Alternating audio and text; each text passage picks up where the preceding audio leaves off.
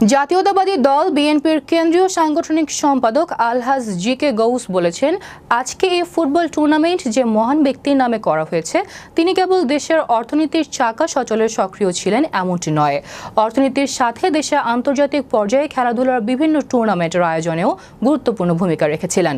বুধবার বিকেলে মৌলভীবাজার বাহার মর্দান সমাজ কল্যাণ সমিতির উদ্যোগে আয়োজিত এম সাইফুর রহমান স্মৃতি আমন্ত্রণমূলক ফুটবল টুর্নামেন্টের উদ্বোধনী অনুষ্ঠানে প্রধান অতিথির বক্তব্যে তিনি এসব কথা বলেন। অনুষ্ঠানে বিশেষ অতিথি ছিলেন এম সাইফুর রহমানের জ্যেষ্ঠ পুত্র, সাবেক সাংসদ ও বিএনপির জাতীয় নির্বাহী কমিটির সদস্য এম নাসের রহমান। সায়েম রহমানের পরিচালনায় বক্তব্য রাখেন টুর্নামেন্টের উদ্যোক্তা এম সাইফুর রহমানের নাতি, তরুণ ক্রীড়া সংগঠক ও ব্যবসায়ী এম শাফির রহমান, নাতনি আমিরা রহমান, যুক্তরাজ্য প্রবাসী মিফতাউল ওয়াহেদ মুফতি ও টুর্নামেন্ট পরিচালনা কমিটির আহ্বায়ক মঞ্জুরুল হক। উদ্বোধনী অনুষ্ঠানে উপস্থিত ছিলেন এম সাইফুর রহমানের পুত্র, বিশিষ্ট ব্যবসায়ী ও সমাজসেবক এম শফিউর রহমান বাবু, এম সাইফুর রহমানের চাচাতো ভাই অস্ট্রেলিয়া প্রবাসী ফয়সাল আহমেদ, নাবিল ইলহাম রহমান, সুজনের জেলা সভাপতি ডাক্তার সাদিক আহমদ, জেলা বিএনপির আহ্বায়ক কমিটির সদস্য আলহাজ এম.এ. মুকিত প্রমুখ। উদ্বোধনী দিনে শহীদ আবু সাইদ গ্রুপের রাজনগর জাদুরগুল ফুটবল একাডেমি বনাম হবিগঞ্জের শায়েস্তাগঞ্জ ফুটবল একাডেমির মধ্যে খেলা অনুষ্ঠিত হয়।